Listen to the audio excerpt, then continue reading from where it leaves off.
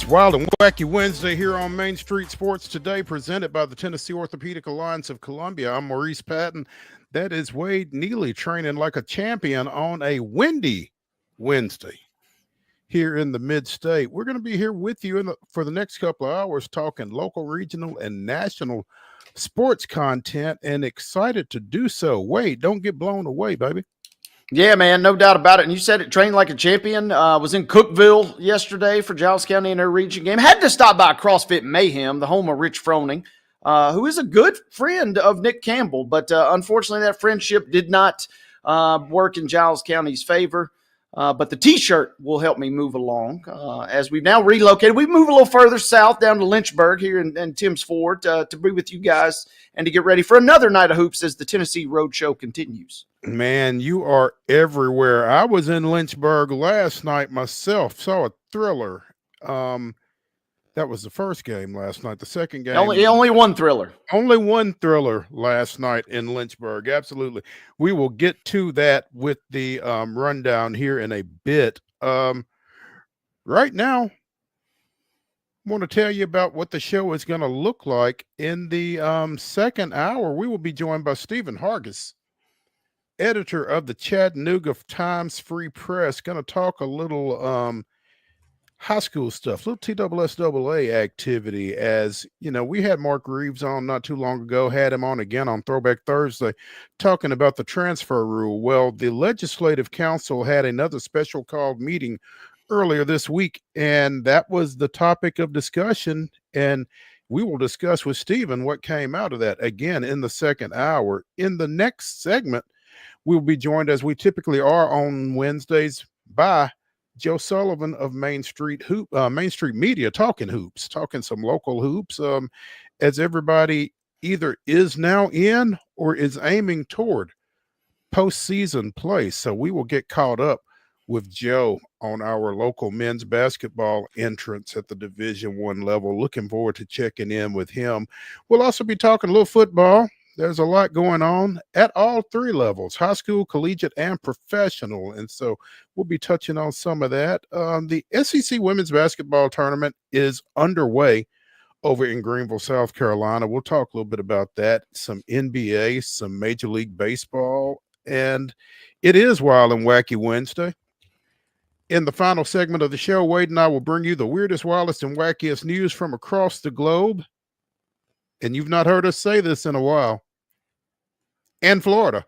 So stick around for that. Absolutely. We got you covered down in the Panhandle State. So, again, stick around. Going to be fun. Going to be a fun show. If you are out and about, be careful because, I mean, again, it is awfully windy out there. It is a little cool out there. Going to get cooler. So get somewhere warm and safe and hang out with us here for the next couple of hours. I like that recipe. There we go. Let's do this thing. Wade, you ready? Yeah, baby. All right. Let's get started with yesterday's results and today's schedule on the rundown. This is the rundown. To the rundown we go, boys and girls. Let's get this thing started with boys basketball scores from last night. Beach was a 58-42 winner versus Hendersonville. Siegel 62, Blackman 48. Laverne picking up a 51-49 win versus Cookeville. Santa Fe, as Mo mentioned, does clip Eagleville last night, 58-55. Great ball game there. East Nashville was a 61-57 winner versus Pearl Cone. Centennial 56, Page 46. Hillsboro picking up a 67-41 victory versus Cane Ridge. And put some respect on Hume Fogg's name. I had to get that in for my neighbor Steven across the street in Nashville. Hume Fogg with a 55-26 victory, putting the clamps down defensively versus White House. 63-60 was the final as Harpeth defeats Huntington. Jackson County with a 42-33 win versus Westmoreland. Clay County 64, Joe Burns 57. Loretto, interesting night for Loretto for a variety of reasons, but they hang on for a 77-70 win versus Grundy County. MLK takes care of Station Camp 66-63. Richland all over Moore County 72-22. It was Cannon County versus Mount Pleasant, favoring Cannon County. Game, did I go to overtime? Did I read that, Mo? 57-49? Yes, they did go to overtime. Overtime action, but Cannon County does survive 57-49. Independence picking up a 36-23 win versus Nolensville. Top rank Upperman, too much for Giles County last night. 54-33 was your final there. Liberty Creek 50, White House Heritage 33, Lead Academy 53-47 over Whites Creek. A couple of baseball scores for you guys. Some games that got snuck in yesterday. Good Pasture with a 4-0 win versus Brentwood Academy. Hillsboro picks up a 7-5 win versus Ezel Harding. It was Columbia Academy 3, Grace Christian Franklin 2. Mount Juliet and Oakland tied at 7. Rain may have got them. Severe weather could have stalled that one, but 7 is the last score we had there. Riverdale was an 8-4 winner versus Coffee County. And on the diamond capping the scoreboard was Hendersonville 11, Smyrna 3. On the small diamond, Murfreesboro Central with a 15-3 win over Harpeth Hall. In boys soccer action from Tuesday, Riverdale blanks Providence Christian 5-0. Murfreesboro Central and Siegel played to a scoreless draw. And keeping up the shutouts, it was Tullahoma 4, Middle Tennessee Christian 0. Men's basketball action from yesterday in the Gulf South Conference quarterfinals, Trevecca falls to Delta State 87-78. Also, late last night, 9 o'clock tip-off at Memorial Gym, and looks like the Commodores might have dozed off. Arkansas 90, Vanderbilt 77. On the ice, you never know. Nashville goes north, picks up a 6-3 win over the Boston Bruins. You never know. There was a guy at the Cookville gym last night that had a Bruins sweatshirt on. I refrained from talking a little smack. It was a one night. I chalked it up to being a fluke. I didn't, he could have started flashing some rings on me and stuff. So, but I saw a guy in a Bruins sweatshirt last night. Hey, timing is everything. Girls basketball action tonight. These are region championship games. Winners will host Saturday sectionals. Losers will travel. Stewart County plays Cheatham County. These are all 7 o'clock tip-offs as well. Stewart County and Cheatham County. Henry County takes on Clarksville. It's Jackson Southside at Creekwood. Pearl Cone takes on East Nashville. Mount Juliet is at Hillsboro. Cookville is at Lebanon.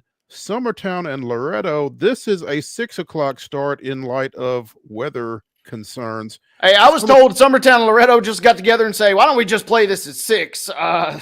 They'd like to do things a little different over there in Lawrence County, but they're going to play an hour early ahead of everybody. A little extra scouting later on, perhaps. Well, maybe so. And, a little extra travel time because they're playing in Wartrace over at Cascade High School. So, 6 o'clock start for Summertown and Loretto.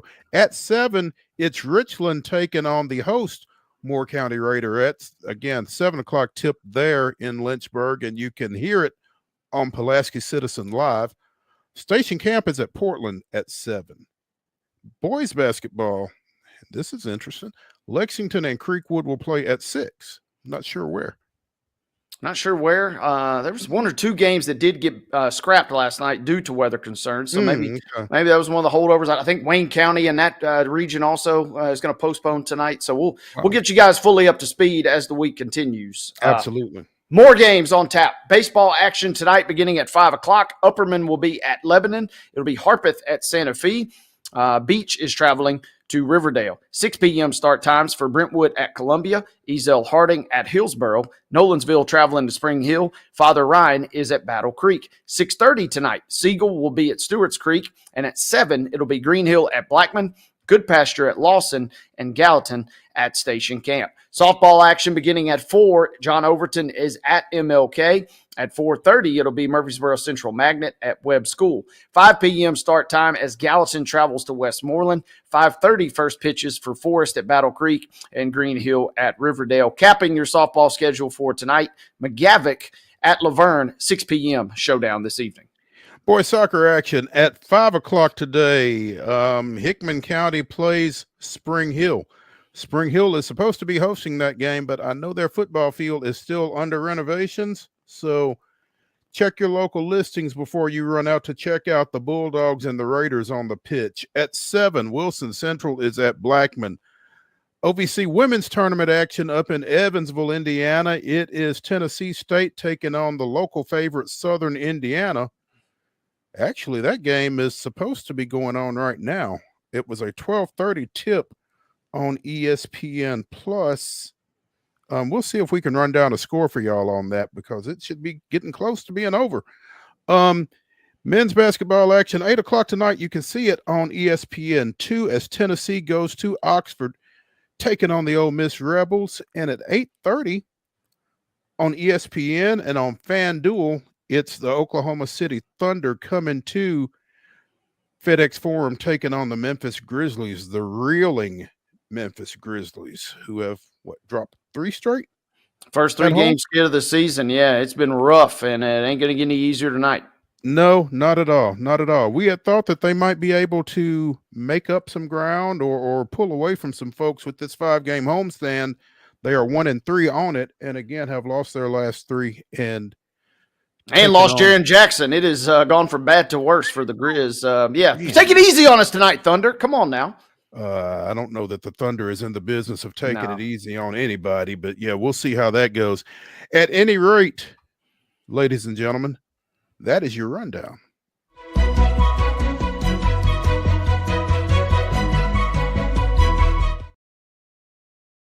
Story brought to you as always by the fine folks at Piggly Wiggly in Neely's Mill in Columbia. Be sure and check out their delicious daily deli lunch options, as well as their hand-cut meats, and everything is cost plus 10% at the cash register. Piggly Wiggly, Neely's Mill, Columbia, bringing you our top story. We've talked a little bit about Vanderbilt starting up volleyball for the 25-26 school year. They are announcing their presence with authority as they will be involved in the inaugural Broadway block party at Bridgestone Arena in August 31st. They will be playing along with Tennessee, defending Southeastern Conference champion Kentucky, and Nebraska, Illinois, and Purdue from the Big Ten. It's being referred to as a tournament, but I think it's just a triple header, basically, on August 31st. You've got Purdue is playing Tennessee in the second matchup. It'll be Nebraska and Kentucky in the lid lifter. Nebraska 33-3 last year, reached the NCAA tournament semifinals. Kentucky 23-8 last year. That is kind of the headliner, but they're getting things started. Purdue and Tennessee in the second matchup, and the finale, it's the Illini and the Commodores. Vanderbilt bringing back volleyball. The last time they played was in 1979-80. So get out and check out the black and gold at the net at the Bridgestone Arena on August 31st. Make plans to attend. It should be a lot of fun. Hey, no doubt. And Nashville does it yet again. Scott Ramsey is up to his old tricks, putting on a big-time event that kind of appeals to a lot of different angles, right? You talk about Vanderbilt and their upstart. You obviously have the Lady Vols kind of being in the mix. And I mean, you say the words Nebraska volleyball, most wins in any other program in history, and 5 natties. That'll bring some crowd out. So I kind of like what they've done. Like I said, Scott and the crew at the Nashville Sports Council, they put on an event unlike any other. There will be some entertainment, undoubtedly, that's going to be mixed in as well. Just another unique wrinkle to the sports entertainment options in Music City. No doubt. Clint Overby, Vice President of ESPN Events, says this event speaks to the incredible growth trajectory of the sport. Nashville is a big event town. Duh. And having these teams over Labor Day weekend will create a wonderful atmosphere for participants and fans who travel in, as well as those who watch on an ESPN platform. So I'm assuming it will be on an ESPN platform. We're proud to be working with the Nashville Sports Council in the creation and long-term development of this exciting opportunity. And, kudos to everybody involved for referring to this as the inaugural Broadway block party and not the first annual. Pet peeve of mine. So that's big. I'm excited about Vanderbilt volleyball. I'd be more excited about Vanderbilt softball, but that's another story for another day. Baby steps. Yeah, something like that. We'll get all of your needs filled in as they go along. They got to get volleyball off the ground first. But yes, man, you just touched on it. They put on an event unlike any other, and they nailed it too. Even the Simpsons would be proud with the inaugural reference there, not first annual. Monty Burns' first annual charity award. So props to, a classic delivery from start to finish yet again from the Nashville Sports Council. Kudos. Without question. Let's take a break here on Main Street Sports today, presented by the Tennessee Orthopedic Alliance of Columbia. When we continue with Wild and Wacky Wednesday, we will have help from Joe Sullivan of Main Street Media talking little local hoops. Stick around.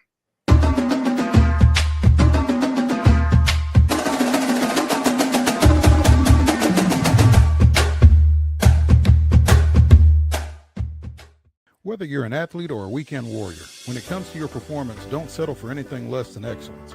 We're proud to announce that Mid-Tennessee Bone and Joint Clinic is now Tennessee Orthopedic Alliance of Columbia, where we are redefining sports medicine and orthopedics. Tennessee Orthopedic Alliance's team of expert sports medicine physicians understands the unique demands of your body. TOA Columbia specializes in personalized orthopedic care, offering state-of-the-art treatments for everything from sports injuries to joint replacements. Learn more at toacolumbia.com.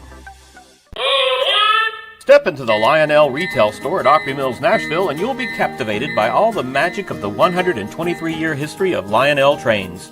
Whether you're already a train enthusiast or just getting started, Lionel will energize your love for trains.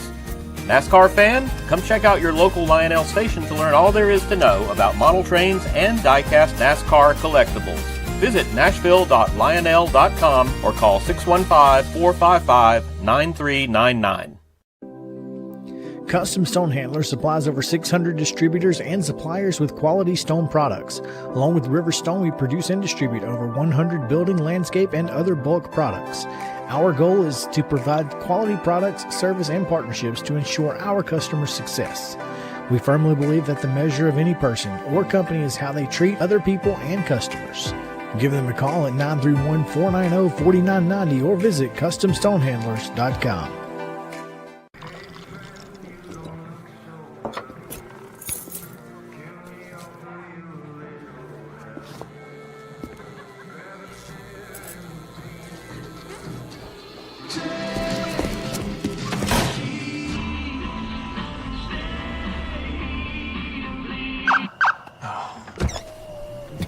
You're seeing the signs too, right? What signs? So Busy Bee is a very close-knit family. We fight just like every family does. We have arguments, but we always come out with a solution to the problems. We don't just fight about what we want, we fight about what customers need. We want to make sure that every customer we go to is more than satisfied. And that doesn't just start whenever we show up at their door. That starts when we show up every day at work. We want to make sure that we are serving our customers to the best of our ability.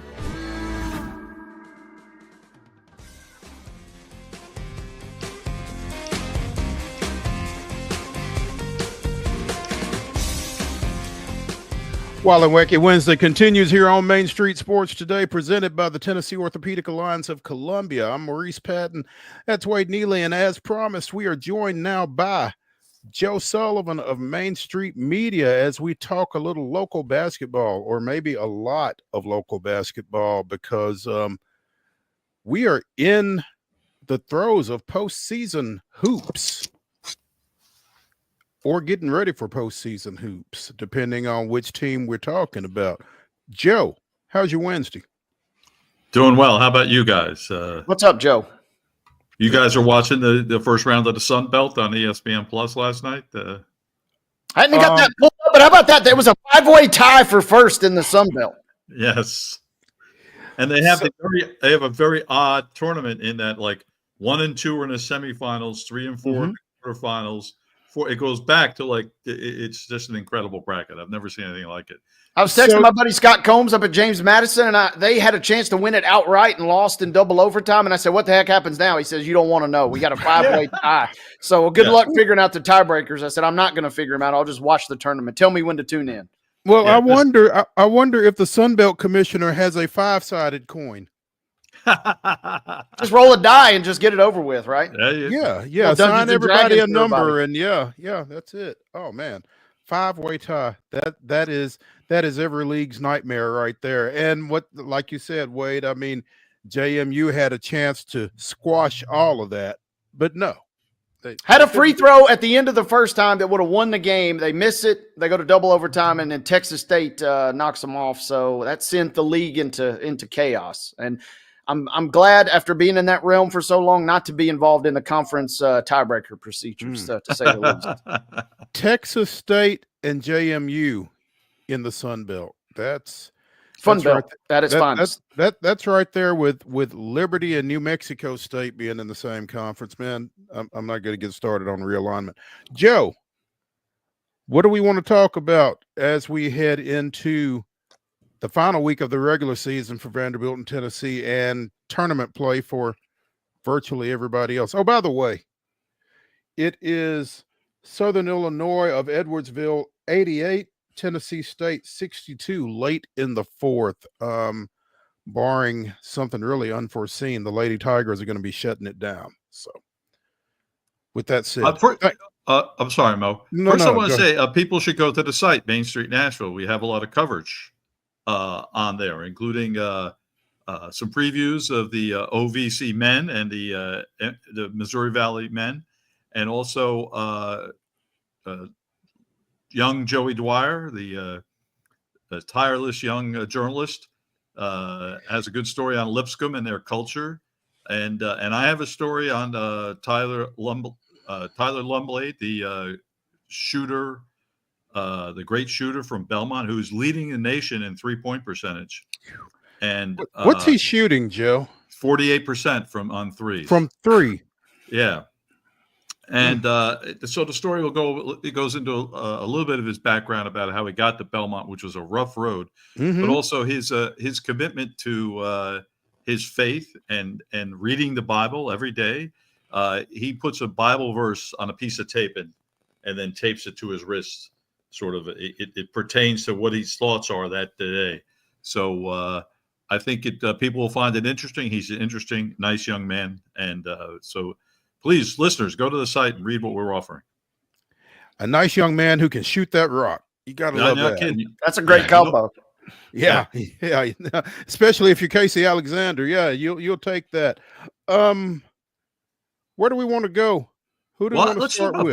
Vanderbilt, because to me, we sit here on Wednesdays and try to predict what might happen and project things. So like Vanderbilt, they'll lose at Texas A&M, but then they'll beat Arkansas at home. And the exact opposite happens, of course. And it is meanwhile, Arkansas loses to South Carolina last Saturday, scoring 14 points in the first half. And then they turn around and maybe play one of their best games of the year at Memorial last night. They were not going to be beaten last night. And Trayvon Brazil, their sort of skinny center who can jump out of the building, just was fantastic. And Arkansas crushed Vanderbilt on the boards, which that was always a fear we had. We talked about them in the SEC, and it was there last night. Arkansas was too big for them, and it's kind of a disappointing loss. But still, look, they're in the tournament. I think we can safely say that. The one other thing I mentioned, I got to get to this so I get it correct. We talked about Jared Burson, the great statistician. And he sent this out earlier this week. For the first time, from the time of the first AP poll in 1949 through last Friday, Tennessee and Vanderbilt each defeated an AP opponent on the same day once, January 31st, 2004. Now they've done it 2 Saturdays in a row. How about that? Making history this year. I would love to see Vanderbilt and Arkansas play at Memorial on a Saturday, though. I bet the outcome would be different. Yeah. So explain. So tell me more. What you're thinking there? Well, they at home on Saturdays, Vanderbilt has been pretty much unbeatable. I mean, I don't know the specifics of it. I've not researched it, but I mean, Tennessee, Kentucky were on back-to-back Saturdays at home. That's right. And all of their big wins have been on Saturdays at home. So So I think they I think finished up Calipari is just lucky that they got in here on a Tuesday night, not on a weekend. So Vanderbilt finishes at Georgia this weekend, and if they win, 9-9 in the SEC, and this is what we talked about all season, right? Once we realized they were going to be decent, this is what we talked about. If they can win at Georgia, not easy. Georgia's a bubble team for sure, but possible NCAA team. But if they made to 9-9, I'd tell you, Mark Byington, what a job he's done. It's really Yeah, when we talked about Vanderbilt, and we said, if they can get to 9-9, and they might be okay at 8-10, and if they lose this game to Georgia, then they would be 8-10, and it feels like they are a lock at this point. Yeah, well, I mean, unless they just go and crash and burn at the SEC tournament, but I mean, you got to feel pretty good about the way they're playing right now. You do, you really do, and that just you scared me with that word locked. Lock. Us horse players, anything's a lock. We break out in the hive. Stay away from it, huh? It's troubling when you hear. Meanwhile, yeah. What are your thoughts about Tennessee going to Ole Miss tonight? Unranked Ole Miss, who Ole Miss has slipped a little pretty bit. Bubblicious as well, I guess, huh? Yeah, they could really use this victory, but I also think they're pretty safely in the field. It's going to be 11, 12, 13 SEC teams. It's teams like Oklahoma is the one that's going the other way, and Georgia. I think Ole Miss is ahead of both of those. I think they're safely in the field. They're at home. You still got to like Tennessee. I think they're a better team than Ole Miss in that game tonight. Georgia with a big win. Well, Georgia with a win last night over South Carolina. I don't know that it's a big win necessarily, but these days, when you're on the bubble, you need wins, period, and you got to like that one for them as they try to get themselves to the NCAA tournament. Yeah, so Mike White, the coach at Georgia, left Florida for Georgia. Mm-hmm. It's just very strange, we thought at the time. And if he will really, if he gets his team to the NCAA tournament, and he's very close, that would really be an accomplishment and show that he made the right move leaving Florida. A lot of people felt he was one step ahead of the posse, so to speak, that he was going to get fired if he stayed, and he looked for an out that he found attractive, and that was Georgia. Hey, there's no reason Georgia can't be consistently excellent in basketball. The amount of, even if you just take it regionally, which SEC teams can recruit nationwide, of course, but the amount of players in the Atlanta area, holy cow, there's just an endless amount of talent in Atlanta. And if he would get control of that, I think he'd be fine.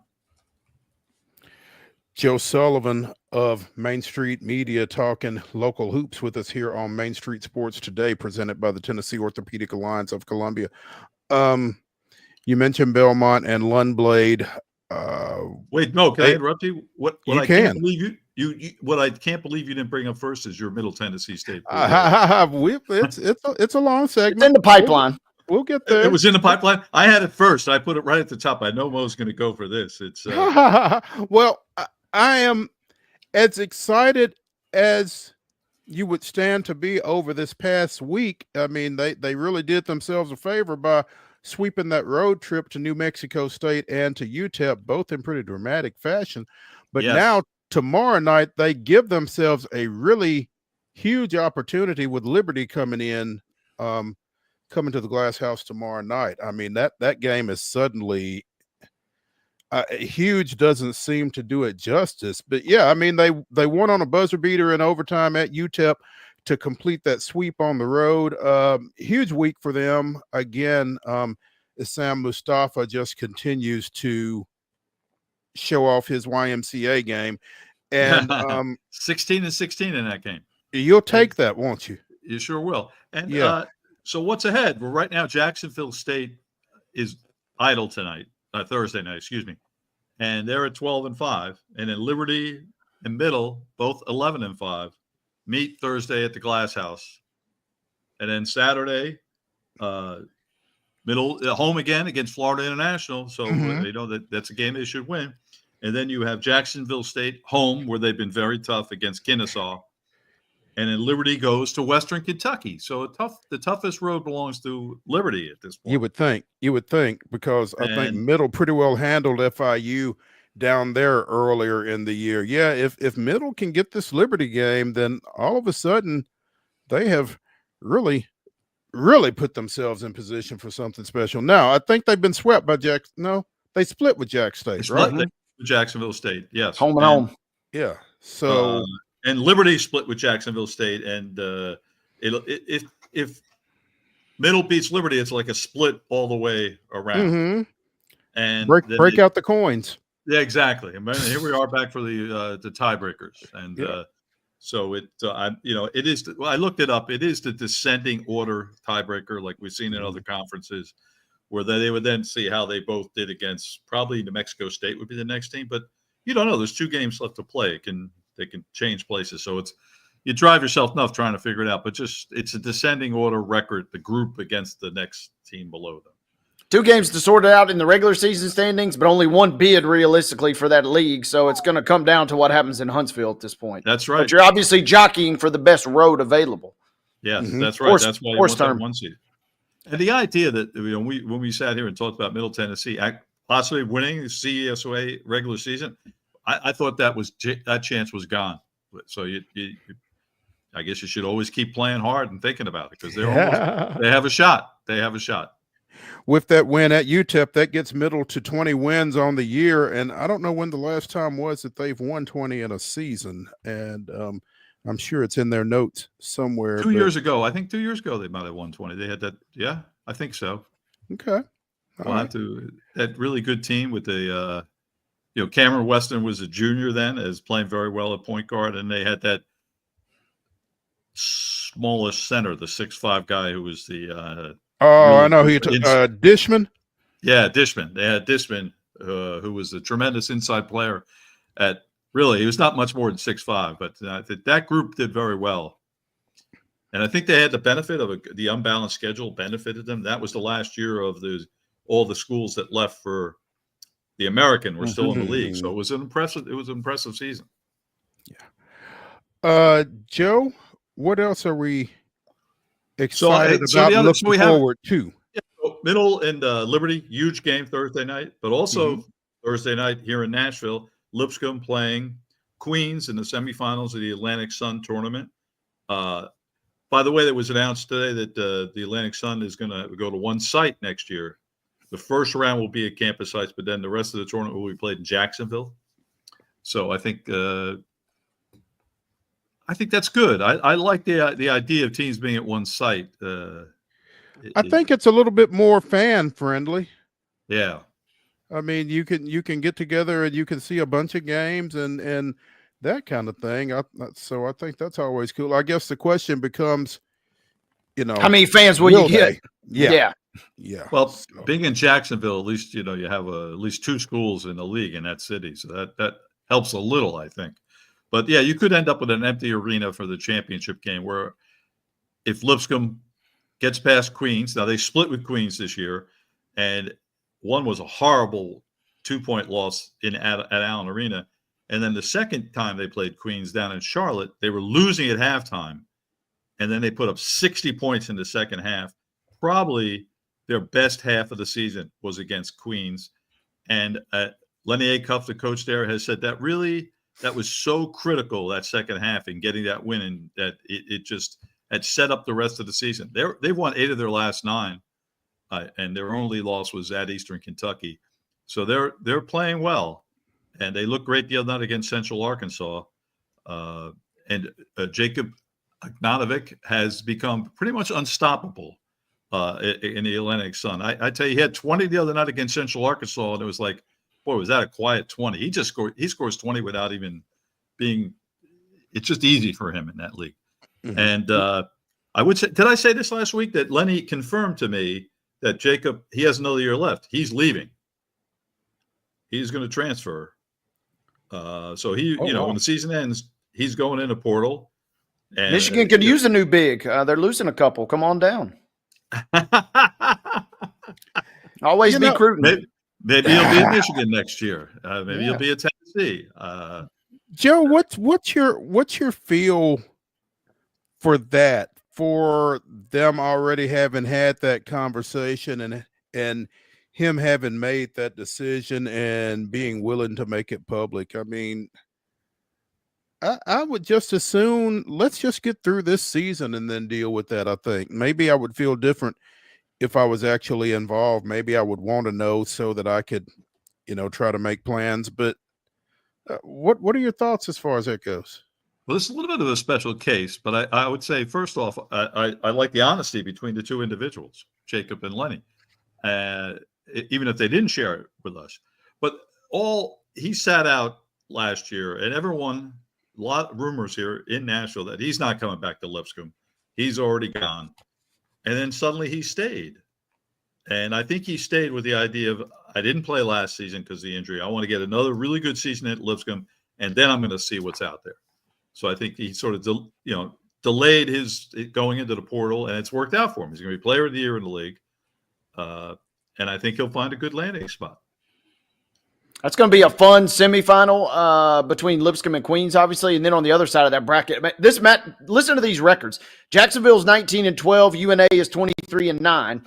Queens is 19-13. Lipscomb is 23-9. I mean, you have pretty much the same game on both sides. I think both semifinals will be fun, and I know the championship will be entertaining.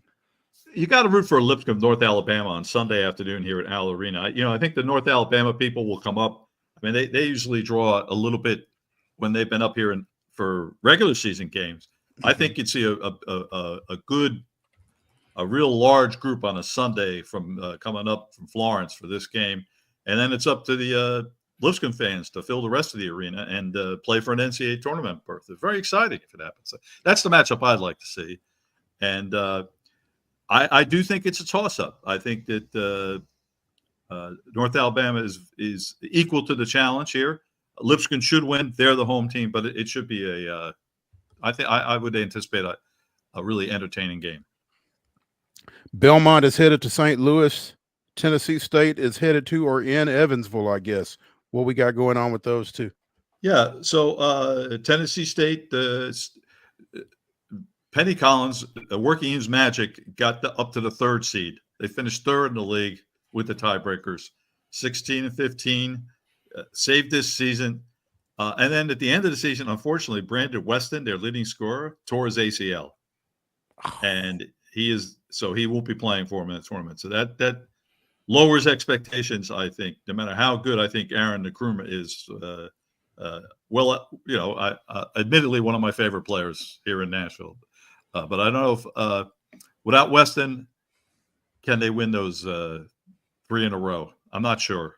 I'm not sure. And it's another tough break for them. And plus, I think, Southeastern Missouri had a great regular season.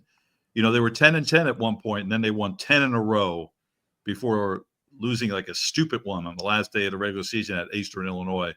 But so they've won 10 of 11. They've really proven to be the dominant team. I think they're going to be tough to beat in Evansville. Go ahead, Mo. You were going to say something? No, yeah. Looking beyond Evansville for Tennessee State and for Penny Collins, Joe, do you feel like this offseason is a little quieter than last, or is it, is Penny going to have to completely retool this roster yet again? Well, he shouldn't have to. He has lots of people with eligibility left who can come back. Pretty much the whole team this time around is eligible to come back. So it's just a question of how satisfied or dissatisfied these players are in terms of going into the portal.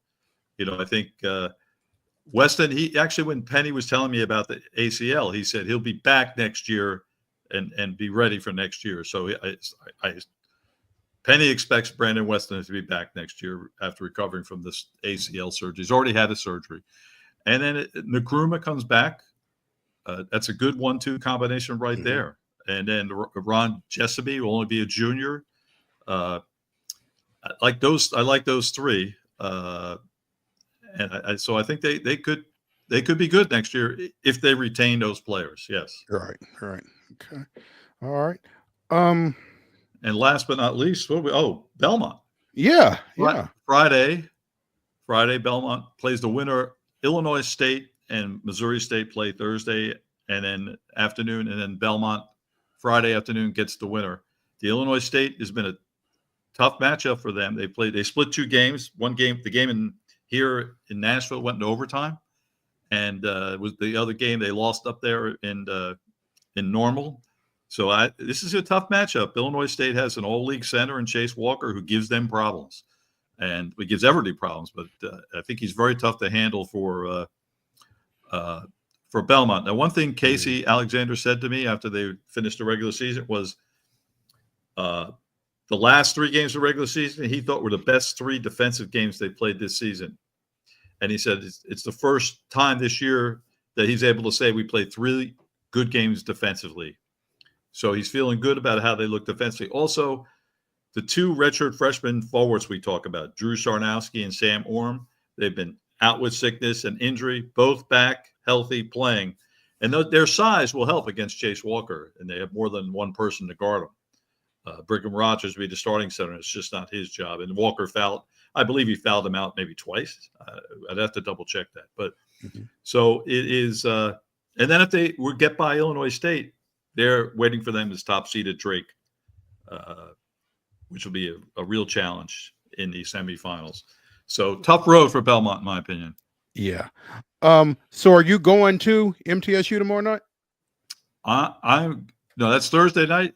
Yeah, tomorrow night I'm going to be at Lipscomb. I just think I'm more attractive with the conference tournaments than I hate. It's very difficult when you like 2 good things at once. You can't be in 2 places. No, I've long learned that it's tough being in 2 places at once. Yeah. But Joe, I got to ask you real quick. What is your favorite?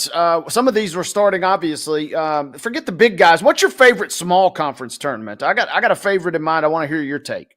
Oh, really? Oh, wow. That's great. That's a great question. Now, that's me stalling to get an answer. Well played. I'll start you off. I love the West Coast Conference tournament because they have it in Vegas, number 1, and number 2, it gives me an excuse to stay up late and watch hoops. Yeah, what are you doing? Oh, I'm watching. Well, it's conference tournament. I got to watch, honey. I mean, it's not just a regular game. It ain't Washington State and Pepperdine here. I mean, this is a conference tournament game we're talking about. It's such a America East is also near and dear to my heart. I love watching, and I like the Catamounts yet again out of Vermont. Well, give me Bryant. Phil Martelli Jr. is the coach of Bryant. I'm a big Phil Martelli and Phil Martelli Jr. fan, so I like that. But I've always been here's my my favorite, the Metro Atlantic Athletic Conference, which is I've always been a big fan of that, and it fits my mid-major mindset. And I love those schools. Joe, that's the MAC as opposed to the MAC, right? Exactly. Okay. And they play in Atlantic City down on a boardwalk. So Boardwalk Hall with it's a really historic, famous arena. It's been refurbished, but it's a great arena. And but of course, it's hard to get to Atlantic City, New Jersey from anywhere. But I just think it's really highly competitive. You often see like 8 Cs running through that tournament, and it's highly competitive. And so give me the MAC as my favorite small conference tournament.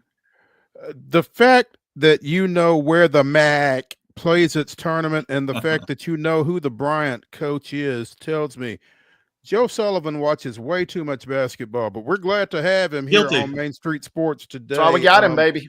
Talking local hoops. Joe Sullivan of Main Street Media. He'll be back with us next Wednesday. Joe, we appreciate it. Always a pleasure. Thanks, guys. All right, Thank you, Joe. When we continue here on Wild and Wacky Wednesday on Main Street Sports today, we'll talk a little football, so stick around after this break.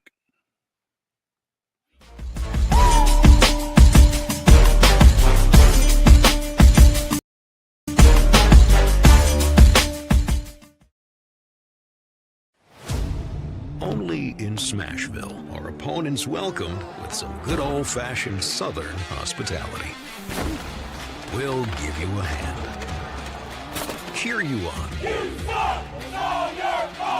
Hey, we'll even leave a light on.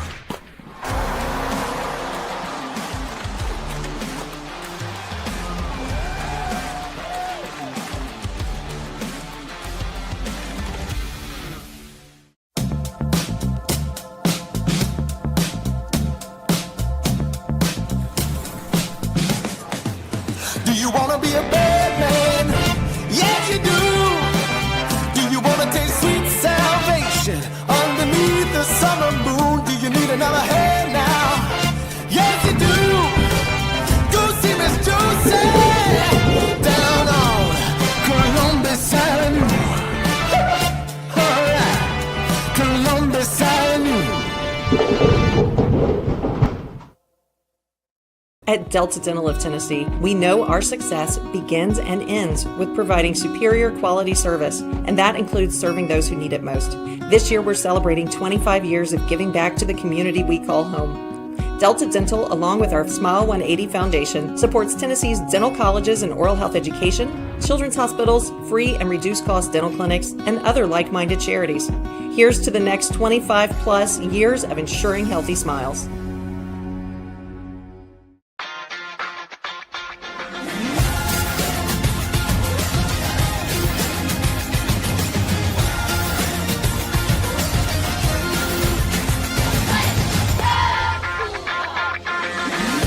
Whether you're an athlete or a weekend warrior, when it comes to your performance, don't settle for anything less than excellence. We're proud to announce that Mid-Tennessee Bone and Joint Clinic is now Tennessee Orthopedic Alliance of Columbia, where we are redefining sports medicine and orthopedics. Tennessee Orthopedic Alliance's team of expert sports medicine physicians understands the unique demands of your body. TOA Columbia specializes in personalized orthopedic care, offering state-of-the-art treatments for everything from sports injuries to joint replacements. Learn more at toacolumbia.com.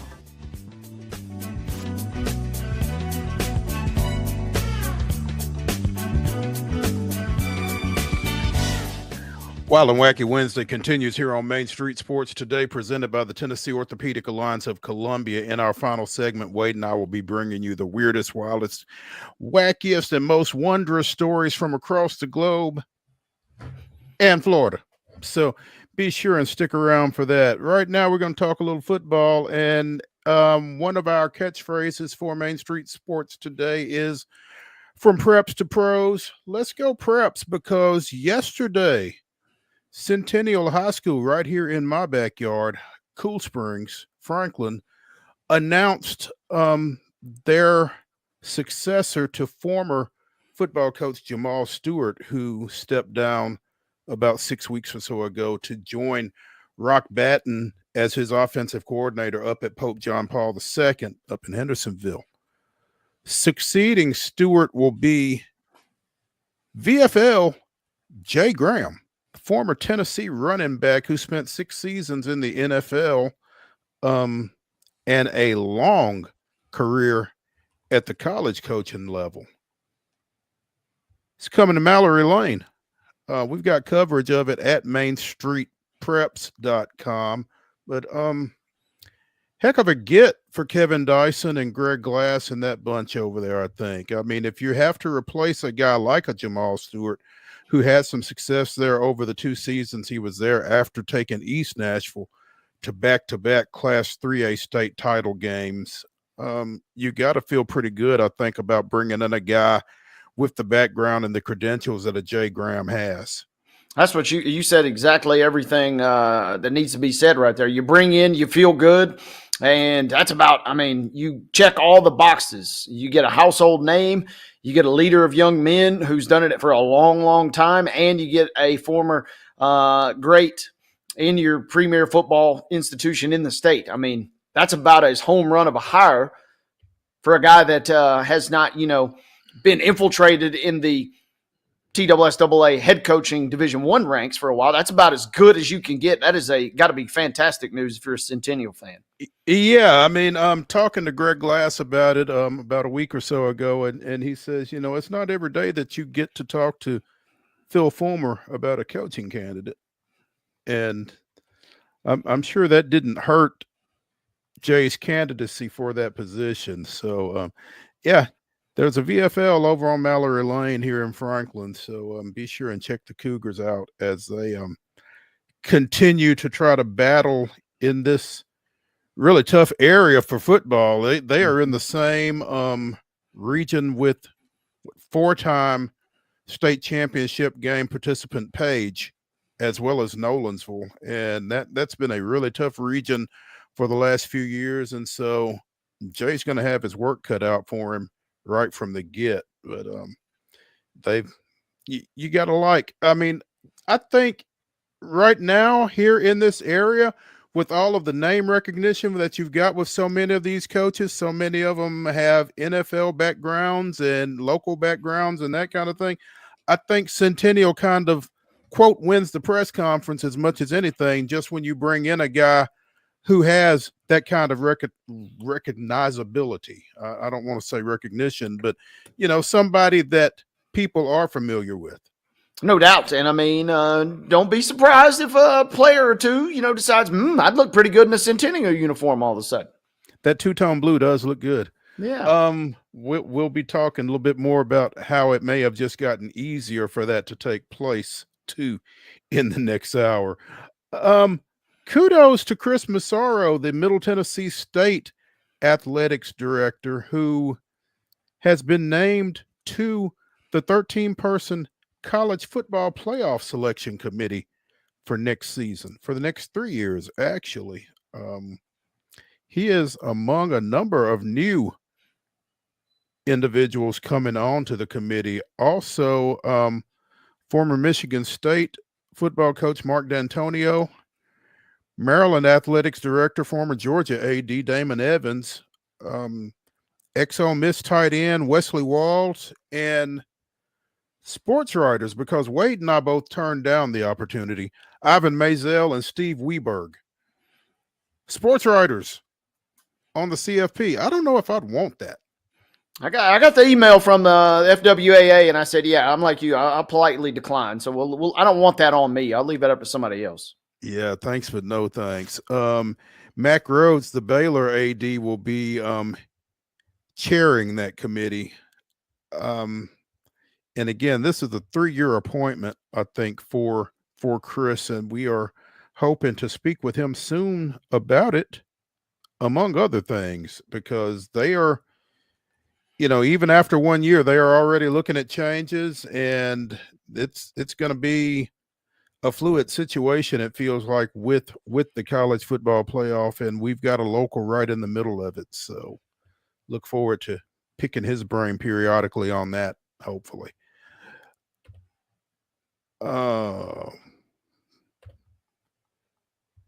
Apparently, Florida State, Clemson, and the Atlantic Coast Conference have reached some type of legal detente. Their lawsuits have been settled. Apparently, there were issues over revenue distribution and fees to get out of the conference, and those have all been addressed, I guess, to everybody's satisfaction, because, again, the lawsuits have been settled. Numerous reports yesterday confirming. So today's resolution begins the next chapter of this storied league and further solidifies the ACC as a premier conference. So said ACC Commissioner Jim Phillips.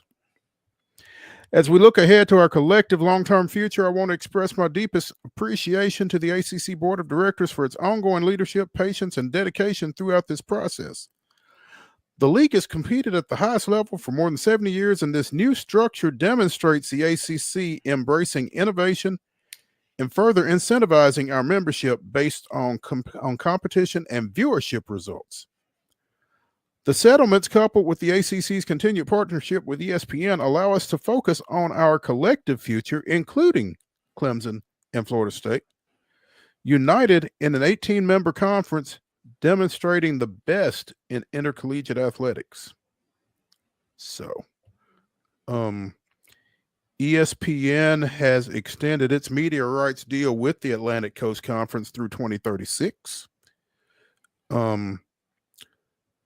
40% of the television money will be distributed evenly, with 60% based on a ratings-based formula from the previous 5 years. Meanwhile, the exit cost is going to decline by $18 million each year through 2029, 2030, and then it will drop to $75 million, and any exiting program will retain its media rights with the league. That's interesting. That's a lot of legalese, but basically it got easier to get out of the conference. And if you are, say, a Florida State or a Clemson, you're probably going to make a little bit more than, say, a Pitt or a Syracuse because of the ratings-based formula.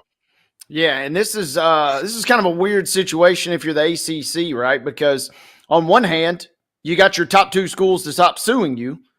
On the other, and you're not going to go the way of the Pac-12, at least for now. The other thing, man, you really kind of set a weird precedent in motion here. And, you know, we've talked a lot on this show about the Big Ten and the SEC and them being the big boys in the room. If I'm a school like Ohio State or Alabama or Michigan or Texas, am I not all of a sudden looking at this deal and saying, hey, why don't we do what they just did? We're the big dogs in this roost here. Schools like Mississippi State, Minnesota, you know, maybe you get pushed a little further to the side. This keeps the ACC relevant for now, but man, it feels like it is a slippery slope just waiting to happen. It really does feel like a slippery slope, and I'm reminded of a tweet that friend of the show Joel Anderson put out at some point, maybe here in the last year or so, with regards to, you know, conference realignment and everything, and how, you know, this is haves and have-nots, and there are a lot of people who feel like they are haves who are have-nots. Mm-hmm. And don't necessarily realize it. And that's, I mean, don't want to call any names, but you mentioned, you know, Mississippi State, Minnesota, maybe an Iowa State in the Big 12, you know, folks like that may not quite have that cachet that some of the other programs in their conference have. And when you start talking about ratings-based formulas, you know, do you want to be Tennessee or do you want to be Arkansas, for instance? I mean, that's and at some point, those folks who aren't on the top end of those ratings are going to be thinking, hey, what exactly is in this for me? Why am I sticking around to be a whipping boy for these folks and making less money? I don't know that they will have that decision to make. I think it continues to trend towards Super League and, you know, to go full wire on everybody. There's a reason that Marlowe owns the package or has points on the package, and Poot ain't getting much on the package, if you catch my drift there. And we're trending further and further toward that direction. Clemson and Florida State, they're getting their points now on the package, while, you know, North Carolina State, Wake Forest, yeah, I mean, your cut of the pie ain't quite as big, especially when you throw in that ratings component. Mm-hmm. That's where it's going to get really dicey. Like I said, this buys the ACC some time, but it still just feels like we're kicking the can down the road between, like you said, with Joel's reference there, the haves and the have-nots. Yeah, I mean, folks aren't tuning in to ACC football to see Virginia. And so, yeah, this. I think you hit the nail on the head. You've addressed it for now. Yeah. You're not the Pac-12 for 4 or 5 more years, and then you're just going to revisit this situation again. But by then, the landscape's going to look even different. And every new deal that gets struck kind of favors, you know, it's kind of like NFL free agency. Everybody becomes the next highest paid just because the nature of the contract goes up. Mm-hmm. When Big Ten and SEC start really flexing their muscle. And that's what I'm saying. You got to be wondering, if you're in Ohio State, a Michigan, or in Alabama and Georgia, why are you not looking at this deal and saying, yeah, why are we not getting our points on the package compared to some of these other schools? Why are we sharing the same revenue equally with Minnesota? Yeah, right.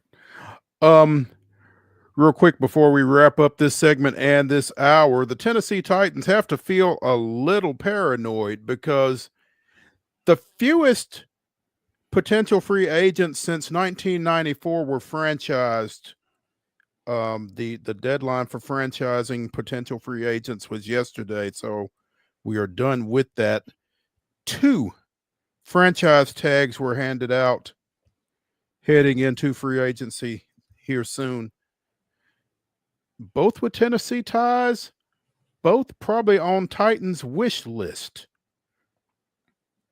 Former Oak Ridge standout T. Higgins and former University School of Jackson standout Trey Smith were both tagged. The only 2 in NFL free agency or potential free agency. And again, I would say their names have both been mentioned more than once out at Ascension St. Thomas Sports Park over this offseason, but they can stop talking about them now. Yeah, it's kind of another classic just our luck situation. Mhm. 2 targets. Forget all the local ties. These are positions and players that the Titans need as a professional organization. We can worry about the good cheer and camaraderie later, but they need those guys. And, yeah, it kind of stings when those are the only 2 that get tagged. No, Higgins was not too fond of that. There's a chance. This is second year for him.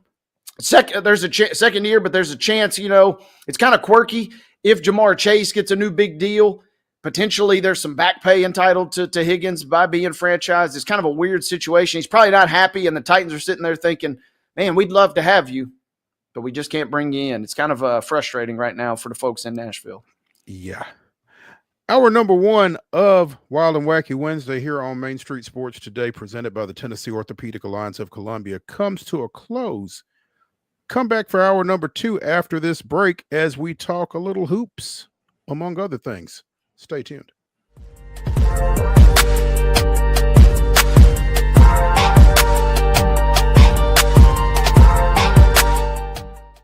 Hi, I'm Dr. Vilay Saisuka, CEO and founder of Premier Foot and Ankle Centers of Tennessee here in Murfreesboro.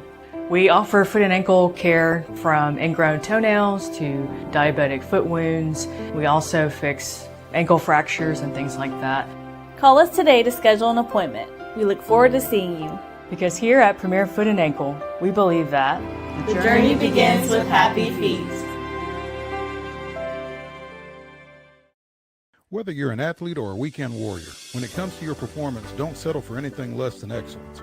We're proud to announce that Mid-Tennessee Bone and Joint Clinic is now Tennessee Orthopedic Alliance of Columbia, where we are redefining sports medicine and orthopedics. Tennessee Orthopedic Alliance's team of expert sports medicine physicians understands the unique demands of your body.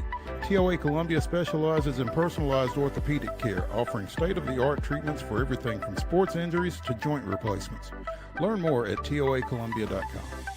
Jones & Lang Sporting Goods here in Columbia has been outfitting teams, officials, and anybody else from T-ball to college for 50 plus years. Be sure and check them out at 931-388-8060 or online at jonesandlang.com. Jones & Lang Sporting Goods, the look of a winner. Zion Christian Academy, zioneagles.org or 931-388-5731. You can schedule your appointment. Go tour their campus. It is beautiful over there, and you're definitely going to want to see it. Again, it's zioneagles.org. Give them a call, 931-388-5731, and schedule your tour today.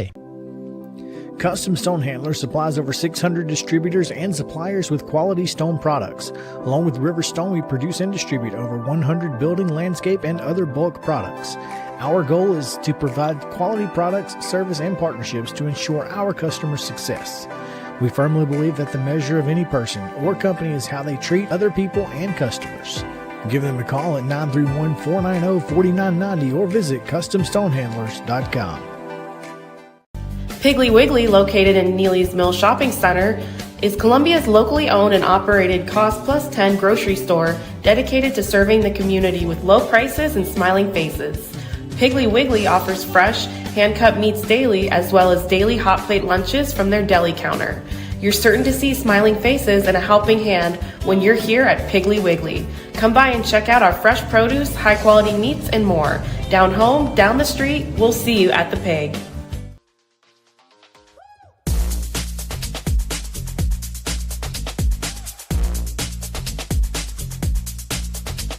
Our number 2 of Wild and Wacky Wednesday here on Main Street Sports Today, presented by the Tennessee Orthopedic Alliance of Columbia. Get started right now. In the final segment, Wade and I will be bringing you the weirdest, wildest, and wackiest news from across the globe. Right now, though, let's talk a little bit about the SEC women's basketball tournament that has gotten started over in Greenville, South Carolina. They're actually halfway home now. Tennessee opening things with a matchup between the number 9 seed Lady Vols and 16th seeded Texas A&M.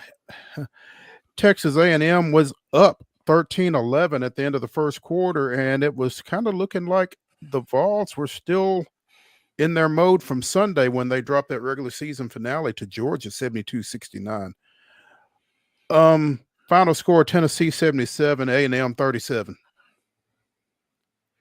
That's how quick it can turn with them when they get to hitting shots and running and playing defense. And I mean, again, 13-11 They were out. A&M was outscored 66 to what? 24 over the final three quarters.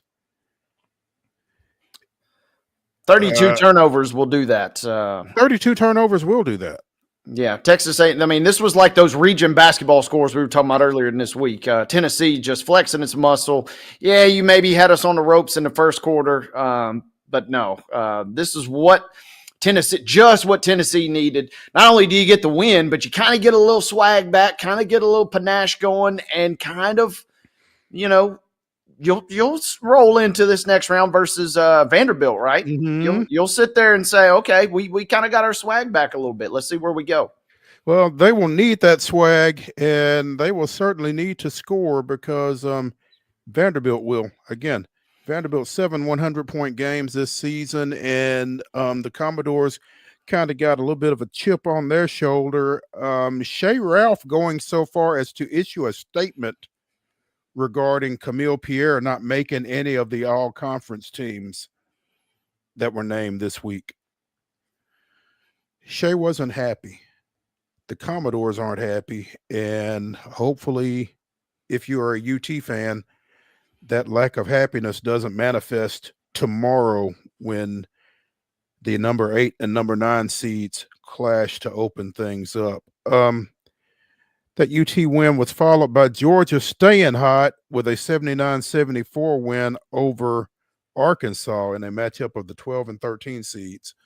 So you've got 2 games down over in Greenville. At 5 o'clock, it is number 10 Mississippi State, number 15 Missouri. The nightcap is number 11 Florida and number 14 Auburn. And then play continues tomorrow with 4 games. Friday with 4 games. That will be when your top 4 seeds finally hit the floor. Semifinals on Saturday, championship game on Sunday. But man, 4 games a day, 4 Southeastern Conference women's basketball games a day. I mean, does it get any better than that? If you are in or around Greenville, that's got to be close to paradise. Yeah, that's pretty dang solid. And especially considering, like you just kind of touched on there, the caliber of play. Even if you're just a basketball fan, it's always great just to post up. This is the time. This is what March is for. This is why the weather may be not the last day or two withstanding. It may be getting better. Now I want the gross weather because give me just an excuse just to hang out, watch as much hoop as possible. Man, this is what March is made for. No doubt. Again, tomorrow it's Tennessee and Vanderbilt opening things up at 10 locally, 11 in Greenville. Sorry about that. Georgia and Oklahoma in the second game. Missouri and Mississippi State, that winner will play number 7 Ole Miss. Auburn, Florida, the winner catches Alabama in the late game tomorrow night. All of those will be on the SEC network, by the way. And then, again, your top 4 seeds. Number 1, South Carolina. Number 4, Kentucky. Number 2, Texas. And number 3, LSU. Hit the floor on Friday. We'll try to keep y'all up to date as best we can on that. But SEC women up and running over in Greenville. Fun stuff. We mentioned in the last segment the Atlantic Coast Conference, Clemson and Florida State have taken care of their legal issues. NASCAR 2311 and Front Row have not. In fact, NASCAR has countersued the latter 2 parties over this charter situation, the revenue sharing charter system that we have discussed on various occasions, continuing 2 years of contentiousness over these charter agreements that may or may not violate some antitrust laws. So again, 2311 and Front Row had sued after refusing to sign the new charters. NASCAR has countersued, singling out the owner of 2311 Racing, Michael Jordan's longtime business manager, saying Curtis Polk willfully violated antitrust laws by orchestrating anti-competitive collective conduct in connection with the most recent charter agreements. That's a little deeper in the weeds than I meant to go, but that's where we're at. There will be lawyers, so going to be plenty more legal action. So if you want to get a bucket of popcorn, just maybe grab two, because it feels like this will get drug out for a while. And yeah, NASCAR basically pointed the finger right back, said not only, quote, not only participated in collusive conduct, but also orchestrated it. So, I mean, they're really just turning the tables right back on 2311 in front row. So I'm not real sure how this is, this is beyond kind of certainly my knowledge, but I feel like we're now beyond NASCAR. Now we're really getting into the lawyers. And one thing is for sure, whoever's got the biggest lawyer, usually he's got a great thing. But if you're one of the smaller folks, and MJ's certainly a big guy, but be prepared for anything and everything, including as Mr. Polk finds out, to get thrown out in court. That's an age-old tactic as well. Well, you want to go to court, guess what? Your dirty laundry is going to get aired. So I feel like this will get ugly because NASCAR obviously stands to really be diminished if they can't kind of continue the stranglehold they've got. Yeah, and NASCAR doesn't like the idea of being diminished, right, by any stretch. So yeah, you knew it was going to happen, but still, it's a pretty big deal when it does. LeBron James, the charter member of the 50,000 point club in the NBA, first player in history to reach 50,000 points over the regular season and playoff games. Knocked down a 3-pointer against the Pelicans in an eventual 136 to 112, 136-115 win over New Orleans there. 50,000 points. That's a huge number. Mind-boggling, right? I mean, 20 plus years. Yeah, I mean, I'm not sure how much further he pushes that, but goodness gracious. When you do something nobody else has ever done athletically, it should be a pretty big deal, and I don't think there's any exception here. This is huge. It's massive, and I'll tell you what, I didn't get to see the actual point scored live, but I was watching most of the second half, and the Lakers crew, more than anybody, I think even more than LeBron, they were the most excited because it was a local TV game last night, and it was on League Pass. It wasn't on national TV, but the next two games for the Lakers are on national TV, and so they were thanking their lucky stars that LBJ, he was a kind of a game-time decision, but he decides to suit up. And rather than going for the record, which he obviously needed just one bucket to get, rather than doing it versus the Knicks on TNT tomorrow night, he threw the local Lakers guys a bone. They got to call history last night. Gave them a solid, huh? Yeah. They were over the moon watching that as the Lakers kind of let a lead slip away late, but still had plenty of goods to beat the hapless Pelicans. They're up to second in the West now. And they were kind of floundering there for a minute. The Lakers were. So big ups to them. Turns out Luka Doncic is pretty good at basketball, especially when you pair him with one of the greatest players of all time, right? Don't tell that to the people in Dallas. They don't want to hear it. Man, talk about a season from hell. Oh, good Lord. Yeah, now Kyrie is down. Have we talked about that? I don't know that we have. No, I mean, just things go from bad to worse, and now they're huddling, quote unquote, was the term they used, huddling, to decide the fate of Anthony Davis, and now there's already kind of some rumors. Feels like a pretty not so well kept secret. I mean, at this point, why would you risk Davis coming back, right? You're clinging to the 10 spot, the final play-in berth, but I mean, really, with all the other kind of negative juju that's going on, do you really want to trot out AD and then risk further injury? If he somehow goes down and suffers something that holds him out for a prolonged period next year, then things go from worse to horrific in a heartbeat. I wonder if they're huddling about Nico Harrison. I mean, I feel like or have they already? Like those huddles have already been had. Okay. There's some cloak and dagger will fully be revealed. It seems sooner than later, right? You got to think. I mean, He can't be resting very easily at all. You know who is resting easily? The Cleveland Cavaliers. They are on another one of their heaters. They won their 11th straight last night, defeating the Bulls 139-117 in Chicago. Is this a third double-digit win streak they've had this season? If I remember correctly, yes. They had one that got up to, 14, 15 to start. Then they had about another 10 to 12. And, yeah, here they go again. And that game was tied at 107 for a brief moment in time late in the fourth quarter. And then Cleveland just does what Cleveland does. They decimate the Bulls, who are somewhat hapless, but still got a little bit of a heartbeat. That was another good win for them. They got the Heat coming up tonight on ESPN. And, man, who knows where that streak will end. Their lead is up to 8 games over the Celtics. The Cleveland Cavaliers, their magic numbers down to 14. Oh, goodness.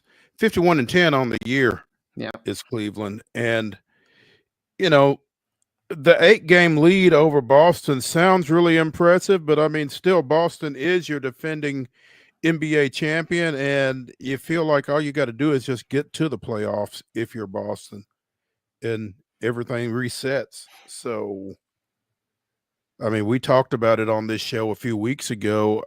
How seriously are people taking Cleveland? Maybe a little bit more so now, but still, you know, a lot of folks still feel like it's Boston in the East, OKC in the West, and I'm not sure how many of these type streaks Cleveland has to put together to really wedge their way into folks' collective conscience as far as a legit NBA championship contender. It's going to be fascinating, right? Because, I mean, there's still a half game up on the Thunder for the number 1 overall seed, but it feels like, and I can do some digging, maybe give us this number later, but it still feels like if and when we get to a Boston-Cleveland Eastern Conference Finals, Boston will be your series favorite, according to the experts in Vegas. It just feels like that's what we're trending. It feels like that's what this whole season has kind of been. Boston, you know, started the season, first couple of weeks without Porzingis, and then kind of as Cleveland got enough distance, Boston just kind of is like, you know, we're okay, kind of biding our time. It will be fascinating to see how it plays out. Obviously, the unfortunate part for Boston is you would potentially have to meet the Knicks in the round prior to that if things hold serve and New York has a 4-game lead on Milwaukee. You feel way more confident about Cleveland versus Milwaukee. New York and Boston, I'm here for it. Don't get me wrong. But if you're Boston, you're thinking we'd probably rather not play the Knicks if we don't have to. Yeah. The Knicks are just troublesome enough that, you know, you certainly got to be on your P's and Q's. But to our point, Cleveland opened the season with 15 straight wins. They won 12 straight in December, January, and now, again, 11 in a row heading into this matchup with the Heat. So they're the hottest team in the league right now. But while we're talking the Eastern Conference playoffs, the second hottest team is the Detroit Pistons, who are currently a game back of the 4 seed. Cade Cunningham is having a remarkable season, maybe going to win your most improved player this year. And the Pistons continue to climb. They have been so much fun to watch this season, but kind of to your point, getting overshadowed because of what Cleveland and Boston have done. Yeah. You know, we talked earlier, I guess on Monday, about the performances over the weekend of former Loretto High School pitchers Blade Tidwell and Ryan Weathers. Tidwell with, 5 strikeouts in 2 innings against the Rays for the Mets in a spring training game. Tidwell has since been reassigned to minor league camp along with fellow former Vol Drew Gilbert. So both those guys have been sent out to the backfields, as they like to say, in spring training. And Gilbert's a particularly interesting situation because he was traded for by the Mets, and he kind of battled some hamstring situations last year. Those are kind of continuing to be an issue for him. So they're keeping an eye on that with him. He hasn't played in a spring training game, but he was in Major League camp early on. He's been reassigned. Tidwell likely to start with AAA Syracuse for the Mets when the season gets started, but certainly a guy that they are keeping an eye on. So and we will be keeping an eye on him and Weathers as well. You know, we checked in on the Marlins on a couple of occasions last summer, excuse me, and he was really pitching well. And then he had that finger situation. So hopefully he's got all that straightened out and ready to really solidify himself as a member of the Marlins rotation, except when they play the Braves. So, let's take a break here on Wild and Wacky Wednesday on Main Street Sports Today. When we come back, we will be joined by Chattanooga Times Free Press sports editor Stephen Hargis, talking little TSSAA. Stay tuned.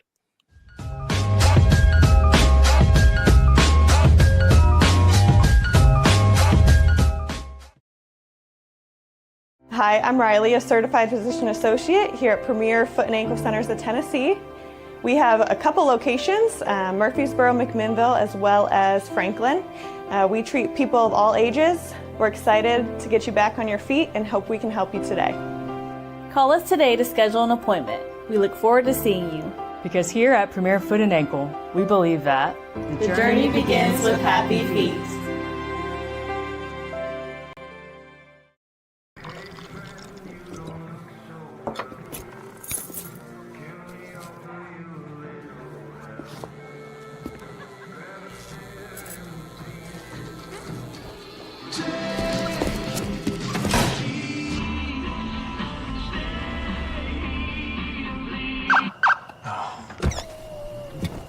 You're seeing the signs too, right?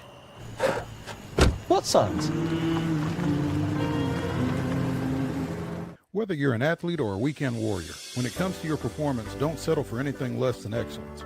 We're proud to announce that Mid-Tennessee Bone and Joint Clinic is now Tennessee Orthopedic Alliance of Columbia, where we are redefining sports medicine and orthopedics. Tennessee Orthopedic Alliance's team of expert sports medicine physicians understands the unique demands of your body. TOA Columbia specializes in personalized orthopedic care, offering state-of-the-art treatments for everything from sports injuries to joint replacements. Learn more at toacolumbia.com. Jones & Lang Sporting Goods here in Columbia has been outfitting teams, officials, and anybody else from T-ball to college for 50 plus years. Be sure and check them out at 931-388-8060 or online at jonesandlang.com. Jones & Lang Sporting Goods, the look of a winner. Zion Christian Academy, zioneagles.org or 931-388-5731. You can schedule your appointment. Go tour their campus. It is beautiful over there, and you're definitely going to want to see it. Again, it's zioneagles.org. Give them a call, 931-388-5731, and schedule your tour today. Piggly Wiggly, located in Neely's Mill Shopping Center, is Columbia's locally owned and operated Cost Plus 10 grocery store dedicated to serving the community with low prices and smiling faces. Piggly Wiggly offers fresh, hand-cut meats daily, as well as daily hot plate lunches from their deli counter. You're certain to see smiling faces and a helping hand when you're here at Piggly Wiggly. Come by and check out our fresh produce, high-quality meats, and more. Down home, down the street, we'll see you at the Pig.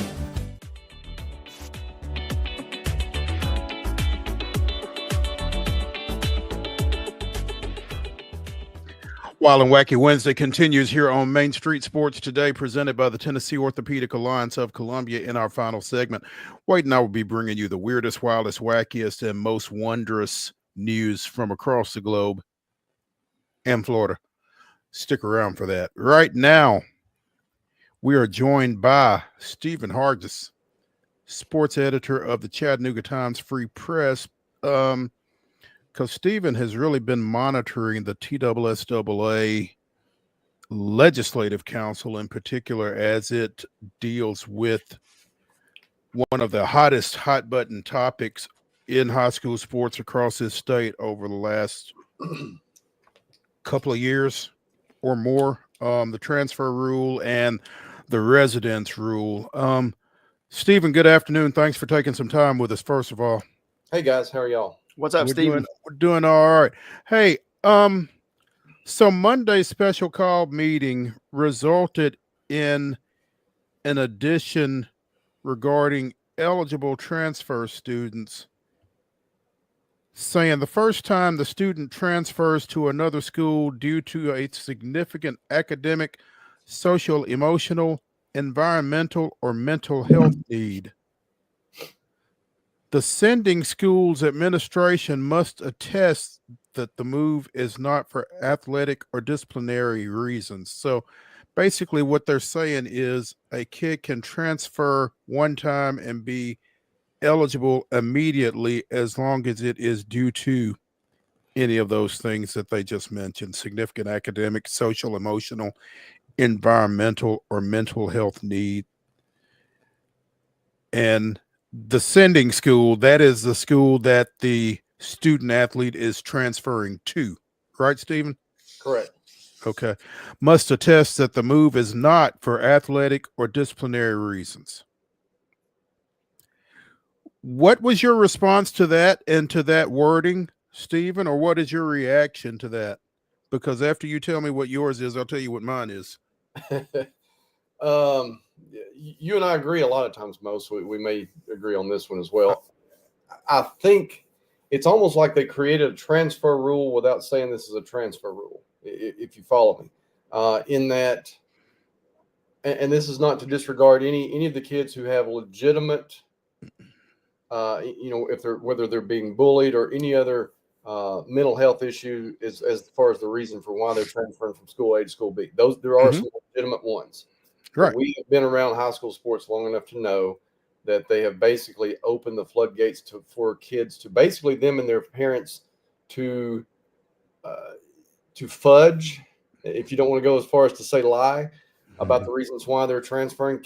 Let's just be honest. Athletes transfer schools for athletic reasons.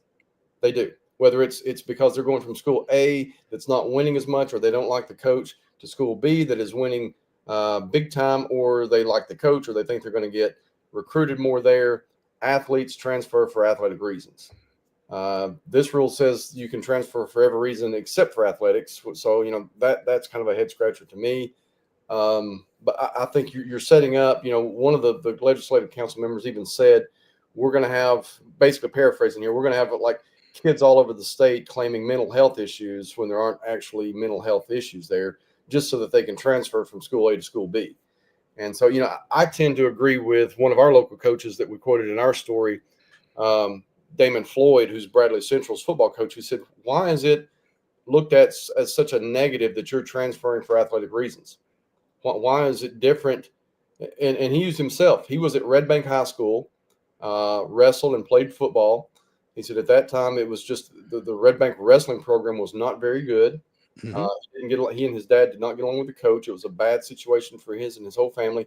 So they transferred to Bradley Central, where they had a much better, more stable wrestling program and a pretty good football program as well. He went there mainly for wrestling. But when he got there, he was being mentored and coached by some guys, Turner Jackson, and some nationally known and recognized coaches who kind of led him into becoming a coach and a mentor himself. So he said, he admits, I transferred back in the day for athletic reasons, and it became the best thing for me ever. So, I tend to agree that there are some instances, a lot of them, I would argue, where kids transferring for athletic reasons is a positive and shouldn't be looked at as a negative. Stephen, I'm not sure how much of a blues music fan you are, but there's a blues guitarist named Johnny Lang who back in the mid to late 90s recorded a single called Lie to Me. I know it. And that was the very first thing I thought of when I heard this, because you are just asking families to tell you that they are transferring for something other than athletic reasons. And I think the shame of that is, like you said from the start, there are plenty of legitimate mental health issues that might prompt someone to seek a change in educational institutions. And this really is going to make you call them all into question, because not every transfer that you see is going to be for one of these reasons listed here: academic, social, emotional, environmental, or mental health need. And then asking the school to say that it's not for athletic reasons. I tend to agree with Damon Floyd. I just call it what it is. And I saw a tweet last night from a kid who has announced He's transferring from Lipscomb Academy to Ravenwood. And he's pictured in a football uniform. Mm-hmm. It just feels like you are asking folks to mislead you. And it's, I don't know, as much heat as this situation has created to start with, you're getting the transfers and that's fine. But I don't know that how much this addresses. I don't either, Mo. And another aspect of it, I mean, there's several that come off the top of my head as I was driving back from that meeting the other day. One is the number of, I had 3 local attorneys and 1 local judge who were following along with the tweets and, the news of it. And they said the first time a kid is denied, if they are denied for saying this is for mental health issues, they said, please, you can tweet out my name and number. I'll represent that kid, and we will own the school district, the school, the TSSAA. So they've opened themselves up to more litigation than probably what they planned for by doing this. Because now, once word gets out, they can't deny a kid, or if they do, they've opened themselves up for lawsuits. Now the floodgates are basically open anyway. And like you and I just said, you're basically, all you have to do is lie about it, which goes against everything the TSSAA stands for in the first place. Like everything's. And I get it. Their folks are above board. They're for the betterment of the kids, the student athletes. 100%.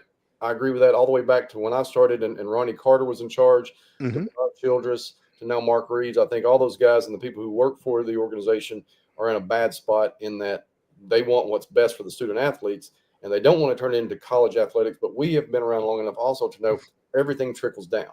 And what's going on in the NCAA now, it's only a matter of time before it trickles down.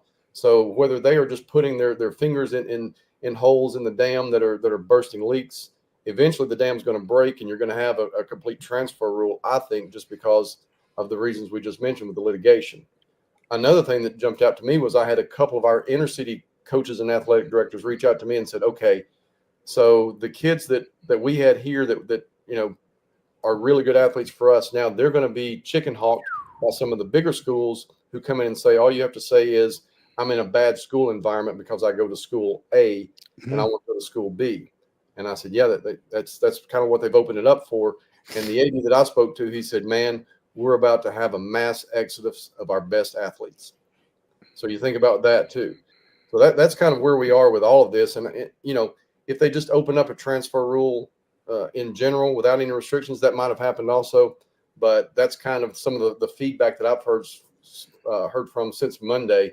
Monday's meetings was from those ADs and also from, attorneys and folks who have basically pointed out that they're very willing to take on any kid's case if they're ever denied. Stephen, I got to ask, I'm kind of curious, and you may or may not know this, but I'm thinking kind of nationally now at this point. I guess my first question is there a peer-to-peer state of an example almost in this identical set of criteria that exists at the moment in your mind? Or last week I did some research just looking back on some of the other states. One that jumps out just because they're kind of in the same flow that we're in right now is South Carolina, where South Carolina, their state legislature has threatened they're going to get involved if they don't open up a transfer rule. And one of the state, like the folks that work for TSSAA, the equivalent of that in South Carolina basically said, we're going to do this so that we don't have the state legislature come in and start to dictate what we have to do. So they're going to open up a transfer rule. So, there's that one. There's other states that do already have transfer rules. Of course, the one that's way out in left field is Florida, where there's you can play football at Marion County in the fall, basketball at South Pittsburgh across the county, and then go play baseball at East Hamilton all the way across you can go to 3 different schools in one school year and play athletics there. There's no rules. You can transfer wherever you want to go. That's kind of the one that nobody really wants to pattern themselves after. And that's because the state legislature in Florida took over. Like I think the Florida Association, all they're in charge of is assigning officials and overseeing state tournaments. That's it. As far as the rules and what's allowed, the state legislature allows whatever, it's the Wild West. So nobody wants that one. There's some others, Oklahoma, I think New Jersey, North Carolina, some others who have either scheduled meetings similar to what we just had, or like I mentioned with South Carolina, that they basically are saying, look, it's going to happen. We understand it's going to happen. We don't want the state legislature to dictate to us that it's going to happen. So we're just going to open this up. The other thing I'm curious or wondering on, and I guess this is for both of us here, is this may or may not have factored at all in the TSSAA's thinking, but using, we've kind of focused on mental health.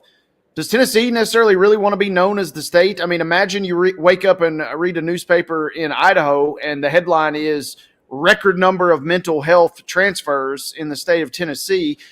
And when we kind of peel back the layers of the onion, we realize it's kind of an athletic driven, not to diminish the ones that are, legit. But I mean, I'm just thinking that could be a weird headline to read. Those numbers could just skyrocket, and it kind of puts you in a weird spot reputation wise across the country. Yeah, it's a good point. I hadn't even thought of that, but it's a really good point, because we're going to chart once this, the rule goes into effect starting next school year. We're going to chart how many of these kids just in our area. I'm not going to try to chart the entire state, but for our area, how many kids we know they went from school A to school B, and what the reasons were, and try to see just how many we had, because we know about ballpark figure what we've had in years past. We'll see what the next year compares to, but that's a really good point to see where the reputation of Tennessee, that all of a sudden we have all these kids that claim mental health issues, and that's the reason they're transferring. Again, Mo and I are in agreement on that one. I just think you're asking now for an organization that has always been above board. Now you're basically asking parents, faculty, coaches to lie about a kid's mental health issues just so that they can transfer, instead of just saying, look, it is for athletic reasons. The same as, if my kid went to school A and school B over here 30 minutes away hired a really good science teacher, and my kid wants to be an engineer or whatever, and I'm going to transfer for that reason. What's the difference in this school just hired a Hall of Fame coach who's won 20 state championships in whatever sport he's coaching, and he's gotten 100 kids looked at I know my kid's going to get looked at more because he's got better relationships with college coaches. What's the difference? I mean, that to me, it shouldn't be. Athletics is part of the kid's educational process as a whole, right? So if it is, and you want your kid, you think your kid's going to be better off getting a pipeline to a college education through athletics, then why hold them back just because it's athletics? That's the one thing I've never understood throughout this whole thing is, why is athletics kind of the dirty little secret? I'm transferring for athletics. Well, what's the difference in that? And I'm transferring because this school over here has a much better band program. What's the difference?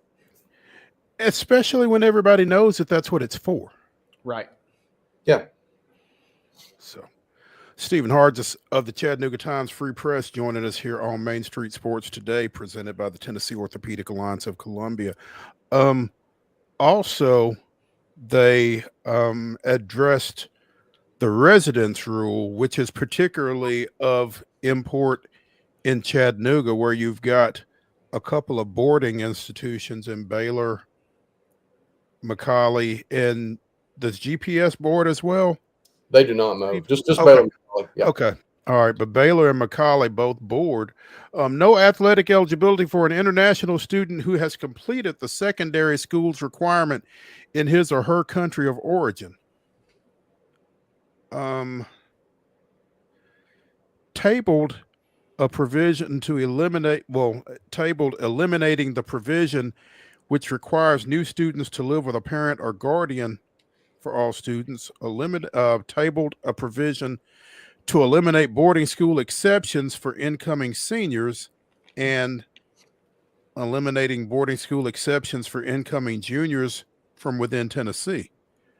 How does this, I mean, from what you heard, from what you know, Stephen, were international students coming in who had exhausted their eligibility wherever they were coming in from?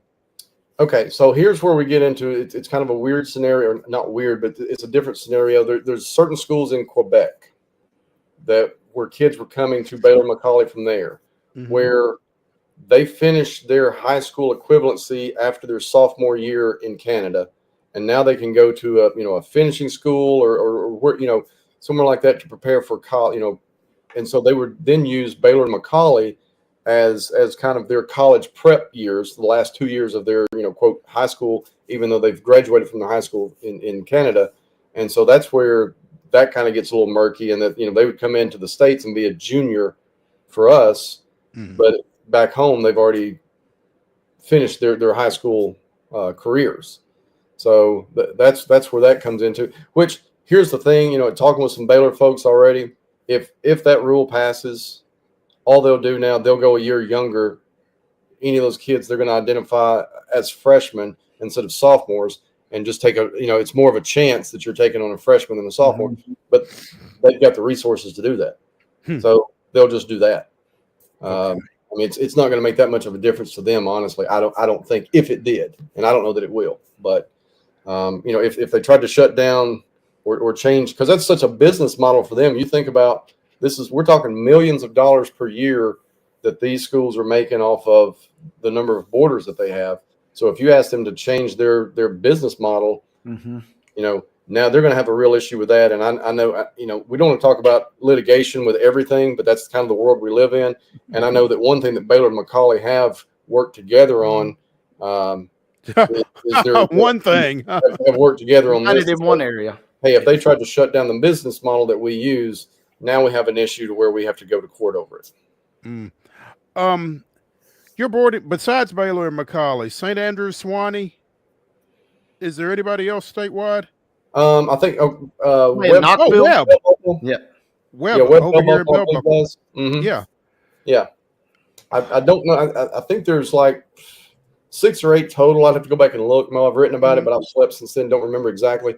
I've just kind of focused on the ones that are in Chattanooga, Baylor and Macaulay. So and it's been so odd to me that Baylor and Macaulay have boarded since the beginning of time, but once they realized that they had an advantage and figured out how to use it, all of a sudden it became a problem. It's just funny to me.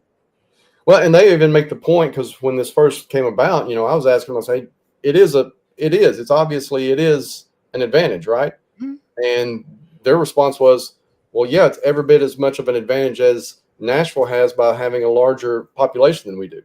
We don't produce as many athletes in Chattanooga because we're half the size of Nashville, so we have to go elsewhere to find our athletes. So that was their, kind of their reasoning for, hey, we're going to go get kids in Georgia, Alabama, Florida, and then all of a sudden when COVID hit and Canada shut down their sports programs, then they started getting it started with 3 kids who weren't really that. I mean, they didn't even go on and play college ball. I mean, but they kind of opened that pipeline. They, word of mouth went back home and said, hey, we had a really good experience at this school in Chattanooga, Tennessee. And from there, all of a sudden, now you're getting like 15, 20 kids a year who want to come there. And some of these dudes now are, they're going to SEC schools. Some of those kids from Canada that came to Baylor and Macaulay went on and played at, Tennessee, Vanderbilt, Alabama. I mean, Georgia, they've gone to big time SEC schools. So they're legit players now. It's wild. Stephen, I got to ask you. Well, go ahead, Mo. No, go right ahead. You're good. Well, I was just going to ask Stephen, Bradley Central girls, will Cleveland finally be the team that keeps them from roughly a 100-point margin after they throttled McMinn County and East Hamilton? Most likely, but man, this Bradley team, the role that they're on right now, I guess it depends on if Jason Reuter wakes up ticked off that day and decides to leave his starters in for the whole 4th quarters, whether they get 100 or not. But they are right now a machine. I mean, he's got an absolute. They've always been really good. Obviously, we know their tradition there, but what he's got them doing right now these last couple of years, and especially this year, it seems like it's on another level. And they've played other nationally ranked teams and ran them out of the gym this year as well. So it's, they're really, really strong. They're playing Cleveland for the championship, and they won the regular season meeting 82-35. So yeah, that's what I'm saying. I'm not saying it's going to be close at all, because it shouldn't be. It's just a matter of does Jason want to continue his 100-point streak that he's got going, that his girls have going? If he does, then yeah, I think that's very doable for them. It's a pretty good chance on any given day that Reuter's going to wake up ticked off, isn't it? Yeah, especially when they're playing Cleveland. I mean, that's the school 5 miles down the road, and he always wants to make a point that if there's any young kids in the stands watching, that Who they might know want to transfer. that's where they might want to claim mental health issues to make sure they can transfer and be at Bradley. Which, as one coach pointed out, can the mental health issue be, I play for a 2-8 sucky team? Can I now, my mental health is going to improve greatly if I go to this 10-0 team? I mean, we're kind of laughing, but I mean, that's something, if you had it on paper, I'd be fascinated to see how that got ruled. Yeah. Yeah, I go home depressed every night because my team gets beat by 40. Every night. Yep. Yeah, every night. I'm going to go transfer. So you said you're going to do Chattanooga only, but we're nominating you. We look forward to your statewide list, Stephen. I appreciate you signing up for that today. That'd be fun to keep up with. Yeah. Mm-hmm. Stephen Hargis of the Chattanooga Times Free Press joining us here on Main Street Sports Today, presented by the Tennessee Orthopedic Alliance of Columbia. You can follow him on Twitter at Stephen Hargis, STEPHEN, and he will keep you in the know. Stephen, we appreciate it. Baseball's right around the corner, man. Waiting on Acuna and Strider to get back, right? Yes, Acuna looks. I know he's playing, not really playing any games. He's just kind of on the fields, I guess, on the backside, hitting home runs and pimping those. But I'm looking forward. I'm hoping that guy is back completely healthy, stealing bases and swatting home runs and dancing around the bases, because he's a lot of fun. And as a Braves fan, obviously you want to be full strength, and they've got a lot of guys that are due for a bounce back season for sure, whether it be for health reasons or they just had bad seasons last year. So I'm hopeful as always. Need to wrap some folks in some bubble wrap, but hey man, we appreciate you and look forward to catching up with you again soon. Thanks guys, always fun. Thanks. All right. Let's take a break. Let's take our final break here on the Wild and Wacky Wednesday edition of Main Street Sports Today, presented by TOA of Columbia. When we come back, it is Wild and Wacky Wednesday. We will get into the weirdest, wildest, and wackiest news from across the globe and Florida. Stick around.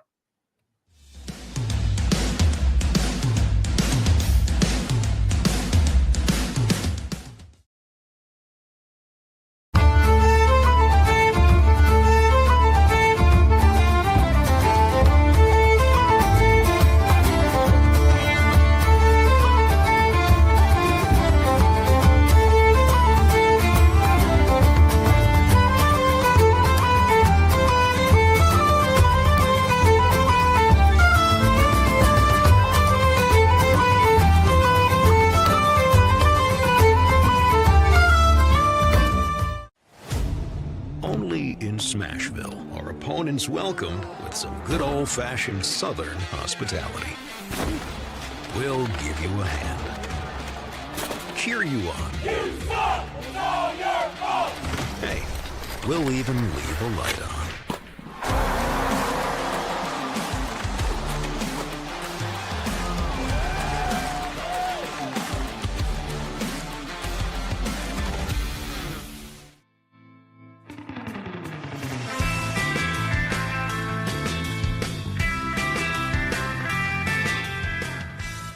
It is the final segment of Wild and Wacky Wednesday here on Main Street Sports Today, presented by the Tennessee Orthopedic Alliance of Columbia. And with no further ado, we will give you Wild and Wacky Wednesday, the weirdest, wildest, and wackiest news from across the globe and Florida, which is something we've not been able to say in a while. We felt like things had calmed down there. Well, apparently they have not. To you people out there who have anger issues, when you decide to vandalize somebody else's car, make sure you are vandalizing the right car. Because an 18-year-old Florida woman wanting to get back at her ex-boyfriend is now facing charges because she did not make sure. She spray painted and egged, and I didn't realize we were egging folks in this economy, but threw eggs at her ex-boyfriend's car and spray painted it, except it was the wrong car. The vehicle that was vandalized actually belonged to a neighbor. It was not the ex-boyfriend's vehicle. The woman now faces criminal charges related to mischief and alcohol. Hand in hand. Imagine that. Yeah, you were already going to be facing charges, but yeah, to be facing charges and not get the right car, man. I mean, that's you were already going to be demoralizing. you were going to be facing charges, but if it was an ex-boyfriend, you might have been able to, sweet talk him some kind of way into going a little easier on you. This is somebody that doesn't know you. All they know is you egged and painted their car. No, you're catching the full wrath for that one. So, and good luck. The inaugural, not first annual, Florida Man Games took place last year in St. Augustine. This past weekend, Florida Man Games 2.0 were hosted by comedians Josh Wicks Robinson and Kevin Flynn at the St. Johns County Fairgrounds, featuring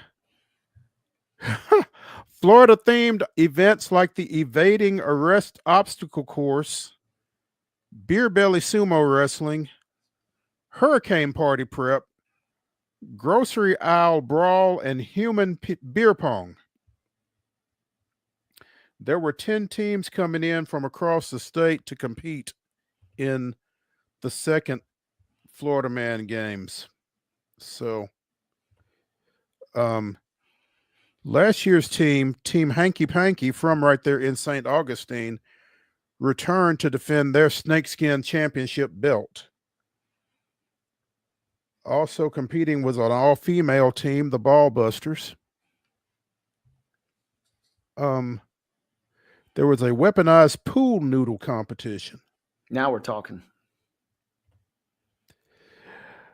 Florida men are just born ready to be great. They're born ready for the trophy and ready for the title, and each year someone new has to be born for it, said Croy Bruns, who said a true Florida man doesn't prepare for the games. No training necessary. In addition to the events, guests were also able to interact with alligators from Gatorland and ride a mechanical alligator. A mechanical alligator. Only in Florida. There you go. I love their headline on the website, Live the Headlines Without the Jail Time. That's good stuff right there. There you go. There you go. Speaking of alligators, one final Florida man story. We're trying to catch up for all of the months that we've gone without. At this weekend's Cognizant Classic at the PGA National at Palm Beach Gardens, a gator took on a gator. Gator on gator crime in the opening round on Thursday. Fortunately, this did not interrupt Jake Knapp's 59, but former University of Florida golfer Billy Horschel looked up and saw a gator crawling around at the sixth hole at PGA National. A police officer was trying to get the animal back where it needed to be, having no success. He was going nowhere good, Horschel said. So I just went over there and helped the cop. Horschel brandished a golf club. Yeah, Billy. Oh, yeah, Billy. That's a gator getting the gator. Yeah, he made that look good. He made that look easy. That was not his first encounter. That's exactly what I was getting ready to say. That was not his first gator rodeo, apparently. Walked up to the right side of the gator, used the blade of his wedge to basically poke its shoulder, getting it to change course. The gator got the hint and veered back to its left, followed across the grass, watched it head directly into the water. The whole exchange took about 6 seconds, as you just saw there. Shot a 5 under 66 with one gator. I grew up with my dad grabbing their tail when they're on the side of the bank and shooting them back in the water. I never touched a tail with my hand, but I've done it with a club. Not that big of a deal, said Horschel, who I'm not afraid of gators. Listen, as I tell most people, they're more afraid of you. The majority of the time, they're only going to come after you during mating season when they're a little aggressive. And then if you are around their nest when they've got some eggs, the majority of their time, they're fine. Billy, I'm not trying to take all that time trying to figure out whether it's mating season or not. So, but good for you. And props to him. He said he grabbed the 60 because he knew he had 2 in the locker. So, I mean, if the gator reaches out and runs off with it, you still got to back up. You can go do that, and, this all ends well, and this was pleasant gator crime, but let Billy Napier lose to LIU in South Florida starting 0-2 again this year, and things won't be so pleasant in Gatorland down there this fall. Yeah, no, they might want to turn some gators loose if that were to be the case. Let me just say this. I mean, Billy Horschel aside, don't try this at home. Leave that to Horschel and the experts. Let's go across the pond. As they were celebrating Pancake Day yesterday in London, I did not realize this was a such thing. Crowds cheer as runners with frying pans race to mark annual Pancake Day. Shrove Tuesday officially. Participants were running around Guildhall Yard with skillets tossing pancakes. The spectacle was one of many such pancake races across the UK to mark the day before the start of Lent, the 40-day period before Easter that Christians mark with prayers, fasting, and repentance. They don't race with skillets and pancakes in New Orleans. They just throw beads. It's Mardi Gras down there. But the name Shrove Tuesday derives from the English word meaning to seek forgiveness or be granted absolution. So that's I was not aware of this Pancake Day. Well, I was going to say, Mo, you'd be proud of me because I was there was one right off the interstate. I rode right by IHOP yesterday. They were giving out freebies, and Krispy Kreme was giving out freebies too in honor of Fat Tuesday. So you'd be proud of my restraint. I went to the gym instead of going to those 2 spots. Could have done some damage with the freebies they were handing out. We had an IHOP here in Franklin. We no longer do, and it's unfortunate. But on a day like yesterday, it's probably just as well, actually, because I needed to go to work. That's going to do it for Wild and Wacky Wednesday here on Main Street today. Main Street Sports today. That's going to do it for Main Street Sports today. Be sure and come back with us on Thursday. We will be here starting at 2:00, and we look forward to seeing you. Y'all have a great rest of your hump day.